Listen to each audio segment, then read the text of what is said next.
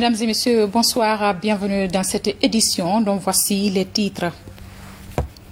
À la une, réunion d'urgence sanitaire à l'ANSS présidée par le Premier ministre chef de gouvernement.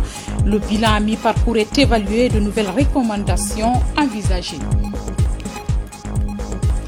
Le secteur de l'hôtellerie, durement touché par la crise sanitaire, va bénéficier des mesures de résilience pour faire face aux conséquences désastreuses du Covid-19. Et puis, nous allons vous proposer ce soir l'interview de l'ambassadeur de Guinée aux États-Unis, où une dizaine de nos compatriotes sont morts de coronavirus. Encore une fois, bienvenue à tous. Nous commençons ce journal par l'actualité sur la pandémie du coronavirus qui focalise l'attention mondiale. En Guinée, le président de la République vient de faire une déclaration concernant les mesures supplémentaires rigoureuses à appliquer pour stopper la propagation de cette pandémie dans le pays. Entre autres mesures, le port obligatoire des masques à compter du samedi 18 avril 2020. Le chef de l'État, professeur Alpha Condé, est au micro de nos collègues du bureau de presse de la présidence de la République. Suivez.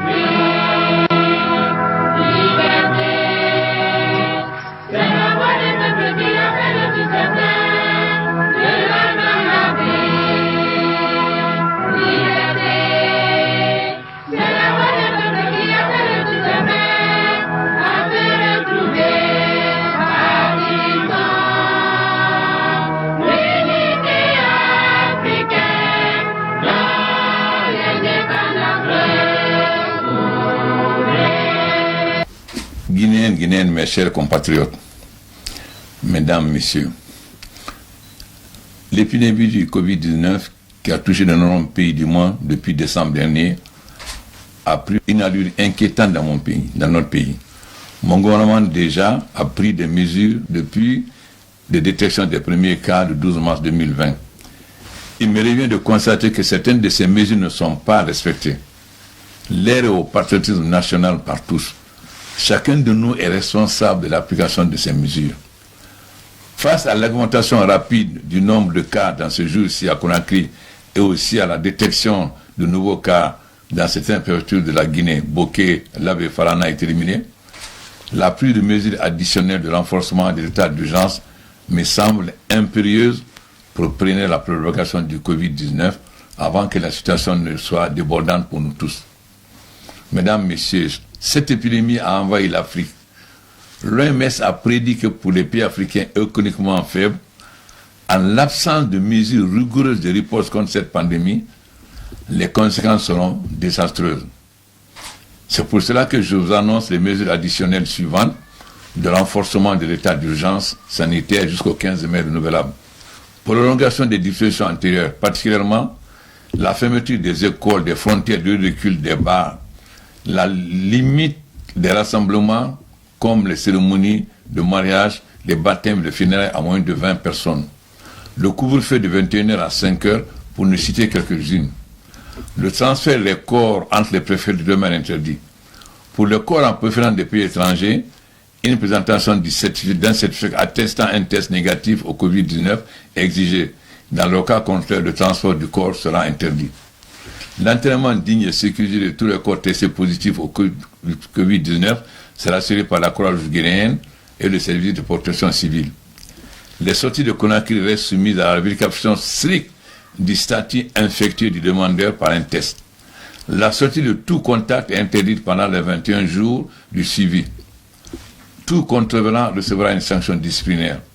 Le port de masque communautaire ou bavette est maintenant obligatoire pour citoyens à compter du samedi 18 avril 2020. Tout contrevenant sera empêché de circuler et une taxe de désobéissance civile de 30 000 francs guinéens sera infligée. J'invite toutes les entreprises du secteur privé et public, tous les départements ministériels de jeunes et nationaux et internationaux à prendre des dispositions pour fournir des masques à leurs travailleurs avant le samedi 18 2020. Je demande aux forces de défense et de sécurité d'être les premiers à montrer l'exemple à la population lors de contrôle. J'invite le ministère des Affaires sociales et de la promotion féminine, le ministère de la Défense nationale, ainsi que tous les propriétaires de centres de couture à se mobiliser dans la fabrication de masques locaux. La vente de ces masques est fixée à un prix n'excédant pas 2500 francs guinéens, afin que l'ensemble de la population guinéenne puisse en bénéficier. Ensuite, le gouvernement prendra toutes les dispositions pour inciter la production locale des masques communautaires et en obliger le port.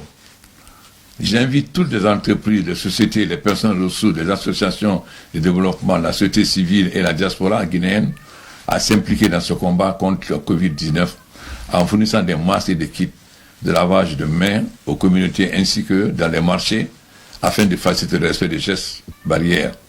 Mesdames, Messieurs, face à cette menace, je lance un appel à une union sacrée de toutes les composantes de notre société, à savoir les organisations des jeunes, des femmes, des ressortissants, les leaders religieux, des partis politiques, de la société civile et de la diaspora. Le pays est en guerre contre le Covid-19. Il revient à chacun de nous d'apporter sa contribution pour obtenir une victoire rapide contre cette maladie avant qu'elle ne commence à endeuiller notre peuple. Levez-vous comme un seul homme contre ce virus en internant les différences qui nous démobilisent et en évitant des déclarations et publications d'intos qui perturbent notre élan et nos choix stratégiques. Mesdames, Messieurs, peuple de Guinée, ne prenez en considération que des sources d'informations provenant du gouvernement, de l'OMS et de l'ANS. Le gouvernement s'engage à vous donner toutes les informations disponibles sur cette maladie et clarifier vos questions, vos interrogations. Beaucoup de gens pensent que c'est une maladie des gens riches ou des blancs.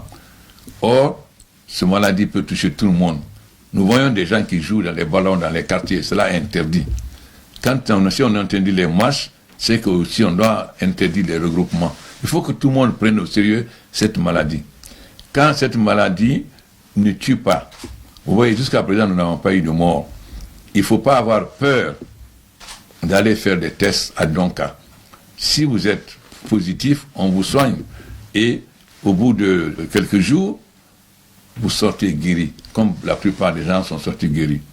Alors, prenons très au sérieux cette maladie. Nous ne nous amusons pas avec.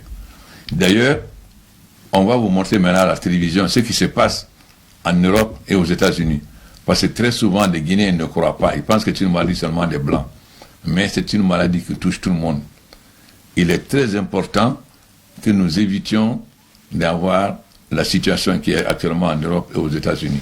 Donc nous allons demander à la télévision nationale et aux télévisions privées de montrer ces images aux Guinéens pour qu'ils voient réellement le danger que représente cette maladie. Que Dieu exauce nos prières et nous guide sur le chemin de la victoire rapide contre le Covid-19. Amen. Vive la Guinée, vive l'unité des Guinéens, vive la concorde nationale, vive la solidarité. Merci.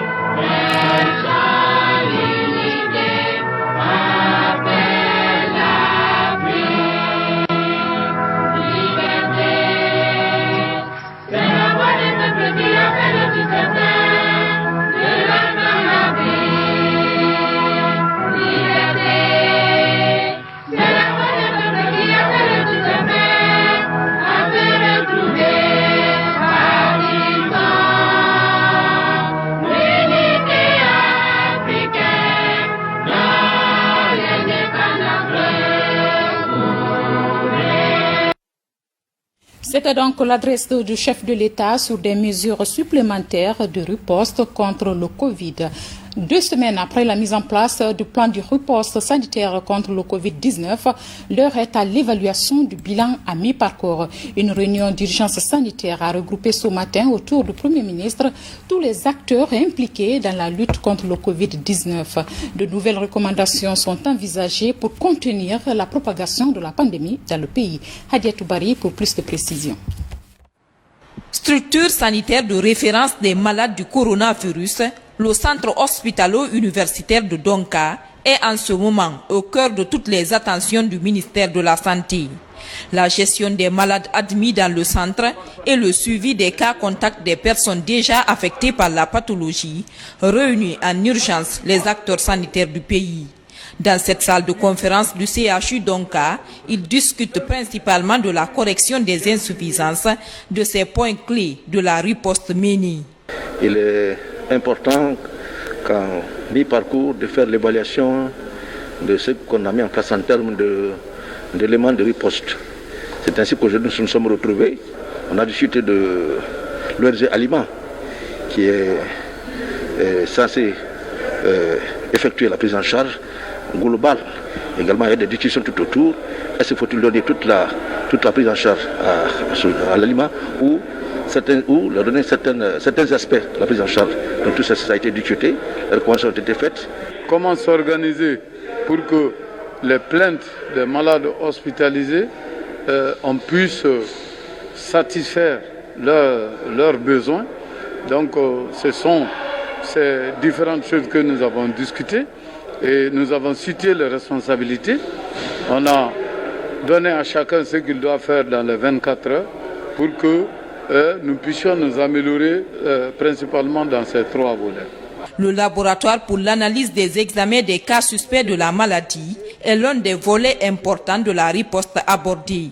À ce niveau, le retard constaté dans le prélèvement des échantillons, leur transfert vers les laboratoires et surtout du rendu des résultats est relevé au cours de cette réunion de crise sanitaire. Au niveau labo, pour éviter les retards dans les prélèvements des malades hospitalisés, à partir de demain, une formation rapide de préleveurs va être organisée dans le site de Donka et ce site va être suffisamment approvisionné en intrants de prélèvement pour que, à peu près dans la matinée, les prélèvements soient faits et envoyés dans le laboratoire qui va les traiter. Quand on reprendra le grand rythme des prélèvements, il est prévu d'envoyer sur le laboratoire d'ICREMS à Kindia des échantillons au rythme de 3 envois par semaine. Avec la mise en œuvre de toutes ces recommandations issues de cette réunion de crise, le ministère de la Santé compte réduire au maximum le taux de propagation communautaire du coronavirus en Guinée. Et puis l'opération de désinfection des services publics se poursuit partout à Conakry.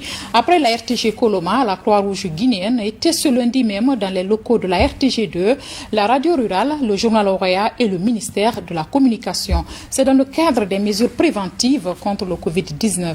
Salmatou Kanté nous fait le point. Au grand mot, les grands remèdes pour briser la chaîne de propagation du Covid-19 en Guinée. La Croix-Rouge guinéenne a investi les locaux du ministère de l'Information et de la Communication et plusieurs de ses services déconcentrés à Kalom ce lundi de Pâques.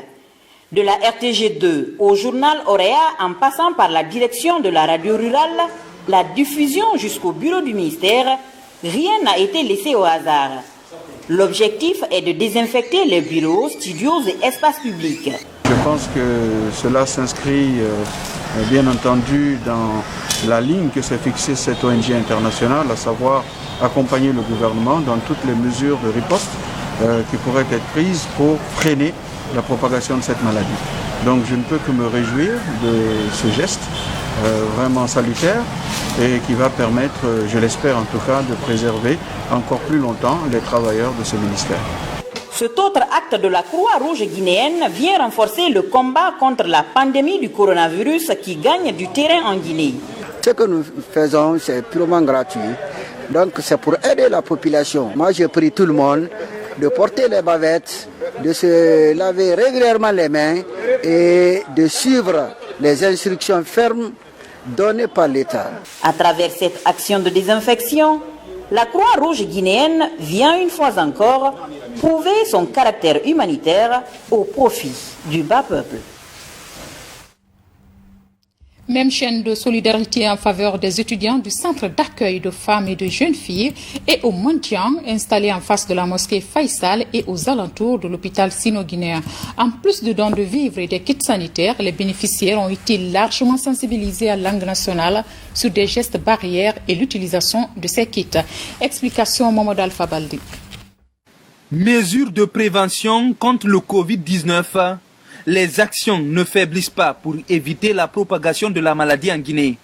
Au centre d'accueil pour femmes et jeunes filles, ces apprenants sont dotés d'un important lot de kits sanitaires et de vivres. Et en ce moment de difficultés partout dans le monde, nous avons décidé vraiment de venir à l'aide de ces femmes qui ont le courage tous les jours de se lever et de venir renforcer leurs capacités et de les accompagner dans leur insertion socio-professionnelle.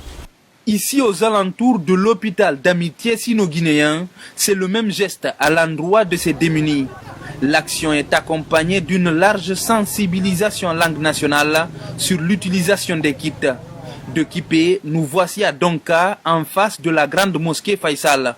Après la remise des kits et des vivres, ces jeunes sensibilisent sur les mesures édictées au plus haut niveau. Ici, un accent particulier est mis sur la nécessité du respect de la distanciation sociale. J'ai d'identifier les familles dans le besoin qui n'ont pas encore de kit installé chez eux.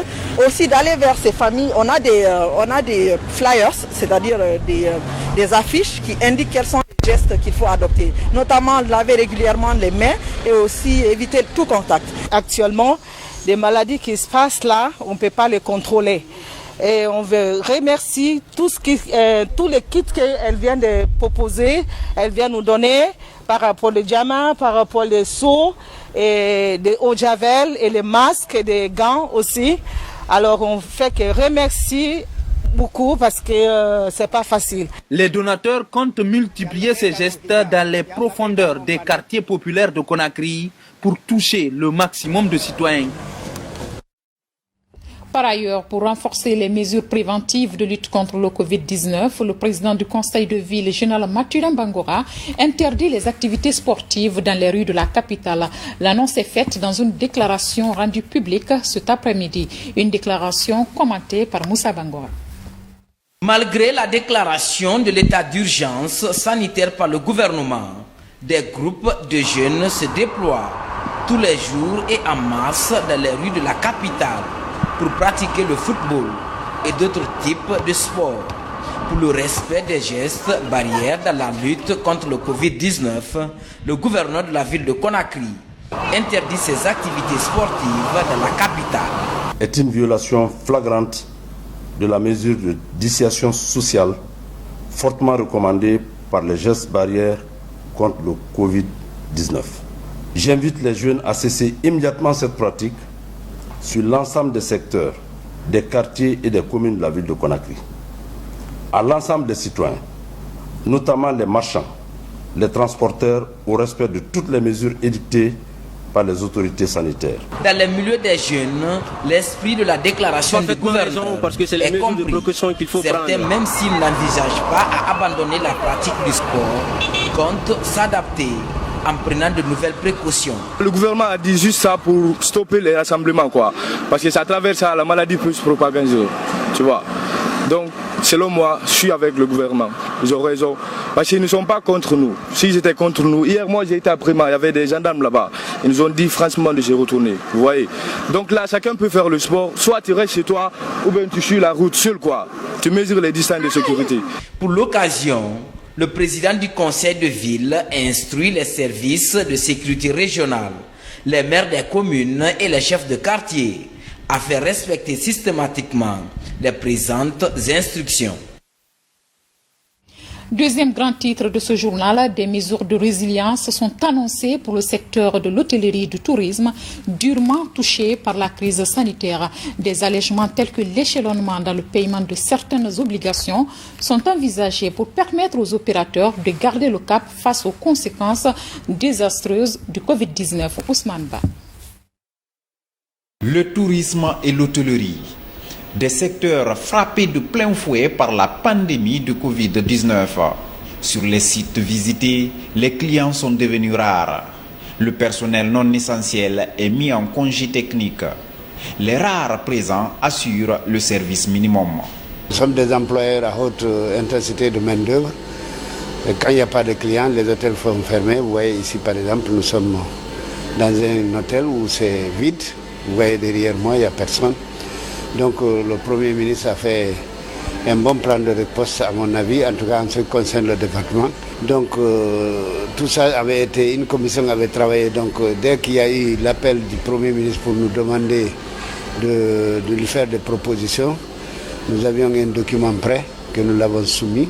Heureusement, la majorité des questions posées, le Premier ministre et le Président de la République ont répondu positivement. Et je crois que cela va alléger les charges des hôtels qui sont déjà en très mauvaise position parce que vous voyez ici, les hôtels sont vides. Ces mesures concernent le report de 3 mois de l'ensemble des charges fiscales et sociales, le paiement sans délai des arriérés dus par l'État aux hôteliers, le report pour 3 mois du paiement des factures d'eau et d'électricité sans la TVA. Une bouffée d'oxygène pour ce secteur qui bat de l'aile. Nous avons des charges d'exploitation qui ont des niveaux assez élevés, notamment au niveau de l'énergie. Pour les hôtels, c'est à peu près 14 à 15% du chiffre d'affaires. Donc le fait qu'aujourd'hui on ait la déconnexion de la TVA sur les factures d'électricité et d'eau constitue une bouffée d'oxygène assez énorme. Parce que imaginez-vous aujourd'hui, quand on arrive à faire 18% d'économie sur une facture DDG, c'est assez intéressant. Les échéances de remboursement des prêts bancaires des hôteliers seront aussi reportées pour 3 mois sans coût financier supplémentaire. Ces acteurs, bien que soulagés, disent poursuivre les négociations avec le gouvernement pour augmenter la moisson. L'autre mesure pour notre secteur, c'était la réduction des contraintes financières, tant au niveau du remboursement des annuités des emprunts que ces hôtels ont pris, mais qu'aujourd'hui ils n'arrivent pas à rembourser faute d'activité, donc pas de trésorerie. Et deuxièmement, la mise en place à des taux constitutionnels, des petits crédits relais pour permettre aux entreprises au moins de financer leurs besoins en fonds de roulement, pour assurer au moins l'exploitation. Donc ce sont ces 2 mesures d'atténuation des contraintes de trésorerie pour lesquelles aussi nous avons demandé qu'il y ait des efforts substantiels qui puissent être faits là-dessus. Et le gouvernement en a tenu compte au niveau des je crois 50 milliards pour l'ensemble du secteur. Le Covid-19 s'est annoncé à un moment où la destination Guinée commençait à être prisée. Mi-février, le pays avait enregistré pour une première fois un raid de 643 touristes. 1000 autres étaient annoncés pour le mois de mai. Mais le cyclone du Covid-19 a tout remis en cause. Aux États-Unis, où vivent des milliers de nos compatriotes, aux dernières nouvelles, une dizaine de Guinéens figurent parmi les victimes du Covid-19.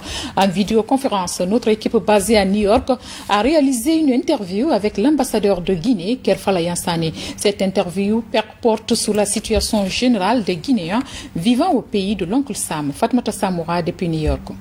Monsieur Kerfala Yansane, Excellence, bonsoir. Bonsoir, Madame Samoura. Excellence, l'humanité tout entière vit une période très critique, une pandémie, notamment liée au coronavirus, avec le confinement décrété par les autorités américaines. Est-ce que vous pouvez nous dire comment l'administration diplomatique parvient-elle à travailler? Merci beaucoup pour votre visite, Madame Samoura. Cette question est une question extrêmement grave en ce moment. Nous avons des contacts avec le département d'État où au départ on avait décidé de réduire notre activité en travaillant par équipe parce que le mot d'ordre était d'éviter des regroupements de plus de 10 personnes. Donc on a décidé de diviser l'ambassade en 2 groupes et on travaillait chacun une moitié de la semaine. Bien sûr les autres continuaient à travailler avec nous en ligne. Mais compte tenu de l'aggravation de la situation, finalement, on a reçu des instructions comme quoi c'était mieux d'arrêter et de mettre en danger la vie de nos travailleurs, parce que beaucoup prennent les transports en commun, ils prennent les bus, prennent le métro. Donc finalement on a fermé l'ambassade et on continue à travailler en ligne par téléphone. Donc moi je suis confiné à la résidence depuis 3 semaines. J'ai renvoyé tout le personnel, donc nous nous débrouillons pour notre propre nourriture, mais je pense que ça c'est pas très grave. Ce qui est grave, c'est surtout la vie des concitoyens. Et finalement, nous continuons à travailler avec ma secrétaire, avec mes collaborateurs. Tous les jours, on écrit des courriers. On est en contact avec l'administration. On est en contact avec les associations de Guinéens aux États-Unis. Donc, c'est comme si l'ambassade était ouverte normalement. Par rapport à nos compatriotes, à la communauté guinéenne, nous savons aujourd'hui que les États-Unis sont devenus l'épicentre de cette pandémie et il y a eu des pertes, la communauté a enregistré des pertes. Est-ce que vous pouvez nous dire aujourd'hui la situation de nos compatriotes vivant aux États-Unis? Maintenant, pour comprendre leur situation, il faut s'imaginer que nous sommes dans un pays qui enregistre près de 500 000 cas de coronavirus, avec près de 300 000 personnes qui sont atteintes vraiment très gravement et plus de 200 000 cas qu'on peut dire désespérés. Dans tous les cas, au niveau des morts, les États-Unis ont dépassé la barre de 20 000 personnes, dont la moitié se trouve à New York. Alors, une bonne partie de nos concitoyens vivant à New York, on peut imaginer qu'ils sont touchés. Et c'est pour cela que nous avons une dizaine de nos compatriotes qui sont décédés à New York et 2 autres sont décédés dans d'autres États, notamment dans le Maryland et à Philadelphie. Donc 12 personnes qui sont décédées en l'espace de 3 semaines, c'est très lourd. Et malheureusement, il y en a beaucoup d'autres qui sont malades, qui sont alités. J'ose espérer qu'ils pourront être sauvés. Donc voilà la situation sur le plan sanitaire. C'est triste, c'est grave. Et qu'est-ce qui explique cela? Je pense que c'est les conditions de logement, les conditions de vie, les conditions d'activité de nos compatriotes. Beaucoup sont dans des métiers où ils ont affaire au grand public. Il y a beaucoup qui sont dans les hôpitaux comme infirmières, comme gardes-malades. Certains sont taximens, d'autres sont coiffeuses. Donc tout cela, malheureusement, implique des contacts avec différentes personnes.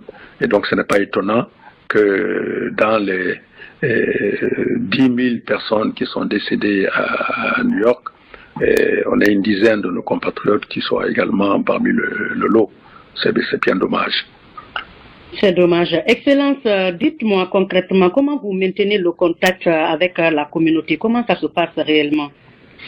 Nous avons mis en place une plateforme de communication avec l'ensemble des communautés où d'heure par heure, en temps réel, nous échangeons les informations. Il s'agit d'une plateforme d'information, de sensibilisation, mais également de chaîne de solidarité entre toutes les communautés vivant aux États-Unis.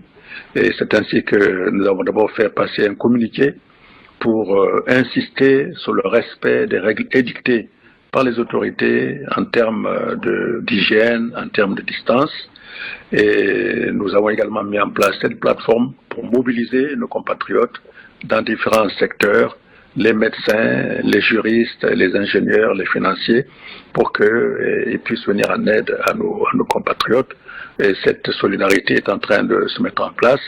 Nous allons très bientôt synchroniser toutes les radios communautaires qui existent ici pour parler dans les différentes langues de notre pays, pour passer les messages d'abord d'information, de sensibilisation, mais également d'information sur les droits des uns et des autres.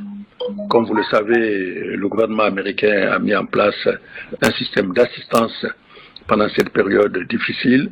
Donc ceux qui ont travaillé, qui payent des impôts, ont droit à recevoir des aides publiques et de l'État où ils vivent, et du gouvernement fédéral. Et donc, nos compatriotes juristes et financiers sont en train de mettre en place un système d'information. Par ailleurs, les médecins également se mobilisent pour pouvoir justement donner des informations réelles, précises à nos compatriotes. D'autres qui sont enseignants sont également en train de mobiliser des volontaires pour donner des cours aux enfants des personnes qui sont confinées pour qu'ils ne soient pas en retard par rapport à leurs petits camarades américains. Excellence, une dernière question. Tout ce qu'on vient de dire, c'est catastrophique, c'est difficile à soutenir, mais un message d'espoir quand même pour le peuple de Guinée. Parce qu'aujourd'hui, que ce soit les parents, les autorités guinéennes, tout le monde a les yeux tournés vers les États-Unis. Est-ce que vous avez un message particulier donc à donner à nos parents qui sont au pays pour un peu leur assurer de la situation des citoyens guinéens aux États-Unis? Oui, c'est-à-dire que la situation est grave, il ne faut pas l'occulter, mais la chaîne de solidarité est ébranlée et je pense qu'elle va pouvoir permettre que les gens soient sensibilisés, qu'ils puissent respecter les règles qui sont édictées, et également qu'ils puissent entrer dans leurs droits pour ceux qui, bien entendu, ont travaillé et qui doivent recevoir des aides de l'État. Donc je pense que cette chaîne de solidarité fera qu'il y aura, à mon avis, moins de morts et que les conséquences économiques également pourront être maîtrisées. Imaginez qu'aux États-Unis, aujourd'hui, nous avons plus de 10 millions de chômeurs et malheureusement, nos compatriotes en font partie. Et donc la chaîne de solidarité devrait permettre à ce qu'ils puissent également être assistés et pour pouvoir sortir de cette pandémie dans des conditions de dignité acceptables. Merci, Excellence. Merci, Madame. Et portez-vous bien. Merci. Samora, paix à l'âme de nos compatriotes au retour en Guinée, plus précisément à Bofa. Les travaux de bitumage de la route Koundinde-Koukoudé se poursuivent sans interruption. Parallèlement, les riverains impactés par ces travaux ont été indemnisés le week-end dernier. Ils se réjouissent de la réalisation des ouvrages qui vont contribuer à améliorer leurs conditions de vie. Des précisions avec Ansoumane Toumani Camara. Dans l'exécution des travaux de bitumage de la route qui relie Koundinde au débarcadère de Koukoudé, une quarantaine de riverains a été touchée. Ces riverains impactés ont été recensés et les dommages de plusieurs types évalués selon les normes définies par l'État guinéen et le bailleur de fonds, la Banque mondiale. En construisant la route, on a touché des arbres fruitiers, des arbres à des essences à croissance rapide. Il n'y a pas eu de maisons impactées directement, mais il y a eu des terrasses, il y a eu des ateliers de couture, il y a eu des petits trucs kiosques qui faisaient face à la chaussée. Donc ces arbres qu'on a touchés dans l'emprise de la chaussée, on était dans l'obligation de dédommager ces personnes-là. Le week-end dernier, tous les riverains impactés par les travaux de cette route ont reçu leur montant d'indemnisation à Koukoudé. Moi, c'est mon atelier de travail qui a été délocalisé. J'apprécie mon indemnisation, mais aussi d'autant très satisfait des travaux en cours qui vont améliorer notre vie ici. Sur le terrain, les travaux se poursuivent pour l'achèvement de la construction de cette route qui désenclave Koukoudé, l'un des grands ports de pêche artisanale du pays. Ce qui est du point qualité, il y avait une procédure mise en place par la Banque mondiale qui est le bailleur de fonds de ce projet. Pour le moment, les entreprises respectent cette procédure. Il n'y a pas eu trop d'aléas parce que chaque fois qu'il y aurait un manquement... À la fin des travaux attendus avant les grandes pluies, ce tronçon de plus de 4 km sera une route bitumée et éclairée par des lampadaires solaires. L'axe Koundinde-Koukoudé est l'un des chantiers du projet d'aménagement du débarcadère de Koukoudé à Bofa. En Zéro-Corée, suite aux violences post-électorales, les associations et ressortissants de la région forestière apportent leur soutien aux familles touchées par ces événements malheureux. Le défi majeur de tous les acteurs impliqués reste le maintien d'une paix durable. Lancé Kamsoko, Momel Lamine Diallo. Composé de vivres et de non-vivres, ce don est destiné aux victimes des violences post-électorales en Zéro-Corée. Après la diaspora forestière, c'est au tour de 2 autres associations des fils résidents et ressortissants de venir en aide aux familles directement touchées par les événements douloureux des 22 et 23 mars dernier. Dans les conflits, personne ne gagne. Et que désormais que les gens adoptent un comportement adulte, un comportement de sage pour que ce qui s'est passé là ne se reproduise plus. C'est en cela que nous sommes là pour apporter notre modeste contribution à cette cérémonie. Nous mesurons à juste valeur la portée de ce que vous venez de faire. Mais je voudrais vous demander ou vous solliciter quelque chose. Je ne voudrais plus qu'on vienne en sapeur-pompier dans les événements de Sérékouri. Je voudrais que cette ONG soit installée dans tous les villages, que vous mettez des comités de veille dans tous les villages pour sensibiliser nos parents. Parmi les victimes, 30 familles sont répertoriées. Je suis soulagée parce que c'est la vie. Il faut qu'on accepte tout. Conseiller nos enfants de ne plus faire les histoires pareilles comme ça. C'est nous, on demande la paix à nos populations pour ne plus que les choses se répètent. Aujourd'hui, le défi majeur de ces différentes associations des ressortissants est le rétablissement d'une paix durable dans la région. Une paix sans laquelle aucun développement n'est possible. En plus bref, on ne saurait vous quitter sans vous faire le point du jour sur la pandémie du coronavirus dans notre pays. Malheureusement, les nouvelles ne sont pas bonnes.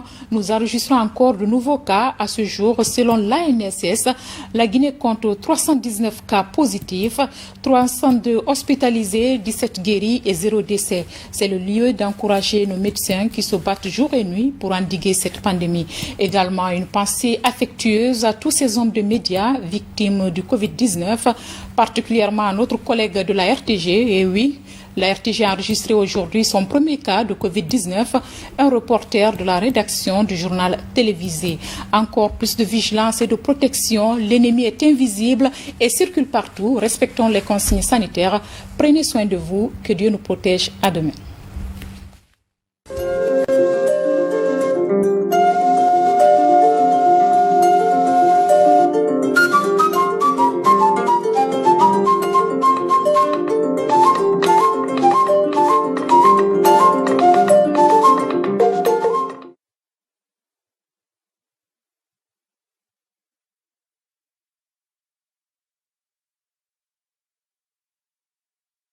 Caméra et micro sur le monde, les infos de la Guinée et du monde en français et dans toutes les langues du pays.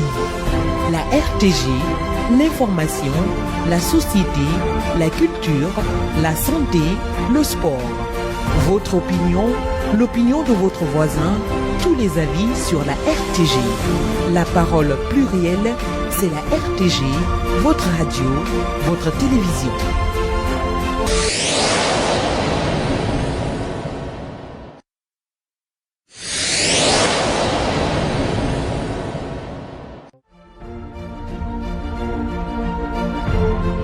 La RTG, sur la colline la plus célèbre de Conakry. Les caméras et micros sur le monde, les infos de la Guinée et du monde en français et dans toutes les langues du pays. La RTG, l'information, la société, la culture, la santé, le sport. Votre opinion, l'opinion de votre voisin, tous les avis sur la RTG. La parole plurielle, c'est la RTG, votre radio, votre télévision.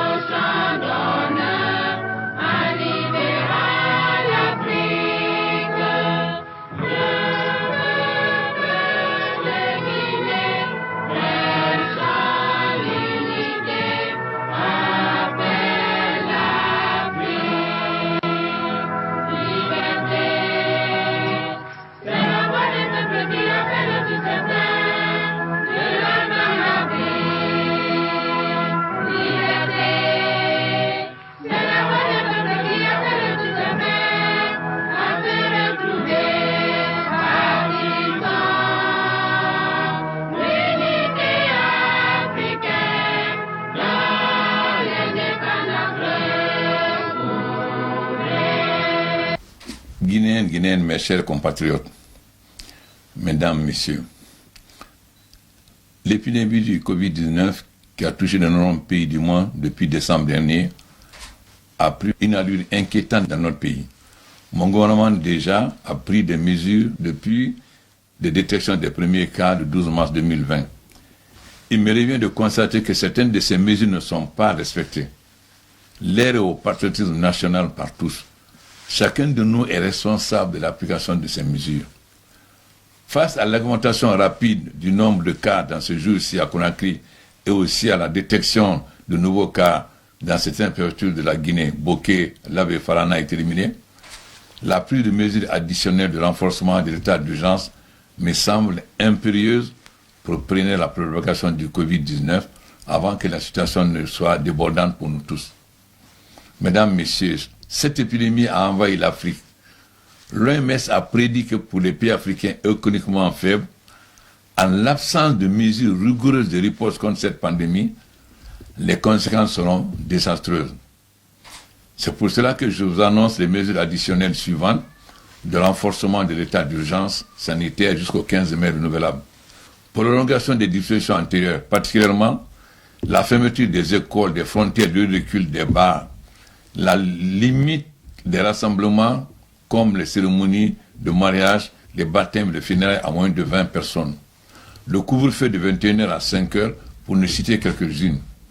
Le transfert des corps entre les préfets de domaine interdit. Pour les corps en préférant des pays étrangers, une présentation d'un certificat attestant un test négatif au Covid-19 est exigée. Dans le cas contraire, le transport du corps sera interdit. L'enterrement digne et sécurisé de tous les corps testés positifs au Covid-19 sera assuré par la Croix-Rouge guinéenne et le service de protection civile. Les sorties de Conakry restent soumises à la vérification stricte du statut infectieux du demandeur par un test. La sortie de tout contact est interdite pendant les 21 jours du suivi. Tout contrevenant recevra une sanction disciplinaire. Le port de masque communautaire ou bavette est maintenant obligatoire pour citoyens à compter du samedi 18 avril 2020. Tout contrevenant sera empêché de circuler et une taxe de désobéissance civile de 30 000 francs guinéens sera infligée. J'invite toutes les entreprises du secteur privé et public, tous les départements ministériels de jeunes, nationaux et internationaux à prendre des dispositions pour fournir des masques à leurs travailleurs avant le samedi 18 2020. Je demande aux forces de défense et de sécurité d'être les premiers à montrer l'exemple à la population lors de contrôle. J'invite le ministère des Affaires sociales et de la promotion féminine, le ministère de la Défense nationale, ainsi que tous les propriétaires de centres de couture à se mobiliser dans la fabrication de masques locaux. La vente de ces masques est fixée à un prix n'excédant pas 2500 francs guinéens, afin que l'ensemble de la population guinéenne puisse en bénéficier. Ensuite, le gouvernement prendra toutes les dispositions pour inciter la production locale des masques communautaires et en obliger le port. J'invite toutes les entreprises, les sociétés, les personnes ressources, les associations de développement, la société civile et la diaspora guinéenne à s'impliquer dans ce combat contre le Covid-19 en fournissant des masques et des kits de lavage de mains aux communautés ainsi que dans les marchés afin de faciliter le respect des gestes barrières. Mesdames, Messieurs, face à cette menace, je lance un appel à une union sacrée de toutes les composantes de notre société, à savoir les organisations de jeunes, des femmes, des ressortissants, les leaders religieux, des partis politiques, de la société civile et de la diaspora. Le pays est en guerre contre le Covid-19. Il revient à chacun de nous d'apporter sa contribution pour obtenir une victoire rapide contre cette maladie avant qu'elle ne commence à endeuiller notre peuple. Levez-vous comme un seul homme contre ce virus en interdisant les différences qui nous démobilisent et en évitant des déclarations et publications d'intos qui perturbent notre élan et nos choix stratégiques. Mesdames, Messieurs, peuple de Guinée, ne prenez en considération que des sources d'informations provenant du gouvernement, de l'OMS et de l'ANS. Le gouvernement s'engage à vous donner toutes les informations disponibles sur cette maladie et clarifier vos questions, vos interrogations. Beaucoup de gens pensent que c'est une maladie des gens riches ou des blancs. Or, cette maladie peut toucher tout le monde. Nous voyons des gens qui jouent dans les ballons, dans les quartiers, cela est interdit. Si on interdit les marches, c'est qu'aussi on doit interdire les regroupements. Il faut que tout le monde prenne au sérieux cette maladie. Quand cette maladie ne tue pas, vous voyez, jusqu'à présent, nous n'avons pas eu de mort. Il ne faut pas avoir peur d'aller faire des tests à Donka. Si vous êtes positif, on vous soigne. Et au bout de quelques jours, vous sortez guéri, comme la plupart des gens sont sortis guéris. Alors, prenons très au sérieux cette maladie. Nous ne nous amusons pas avec. D'ailleurs, on va vous montrer maintenant à la télévision ce qui se passe en Europe et aux États-Unis. Parce que très souvent, les Guinéens ne croient pas. Ils pensent que c'est une maladie seulement des Blancs. Mais c'est une maladie qui touche tout le monde. Il est très important que nous évitions d'avoir la situation qui est actuellement en Europe et aux États-Unis. Donc nous allons demander à la télévision nationale et aux télévisions privées de montrer ces images aux Guinéens pour qu'ils voient réellement le danger que représente cette maladie. Que Dieu exauce nos prières et nous guide sur le chemin de la victoire rapide contre le Covid-19. Amen. Vive la Guinée, vive l'unité des Guinéens, vive la concorde nationale, vive la solidarité. Merci.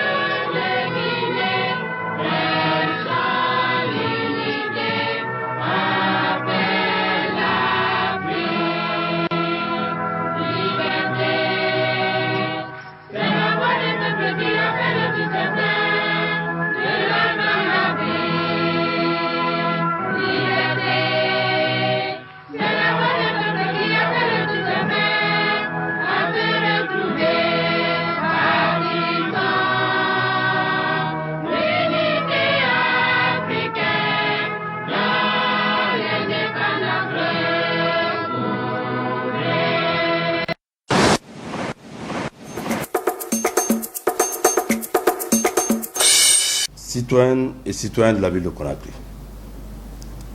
je constate avec regret que malgré la déclaration de l'état d'urgence sanitaire lié à la pandémie de coronavirus et les statistiques inquiétantes communiquées régulièrement par l'Agence nationale de sécurité sanitaire, des groupes de jeunes déferlent tous les jours en masse dans les rues de la capitale pour pratiquer le football et d'autres types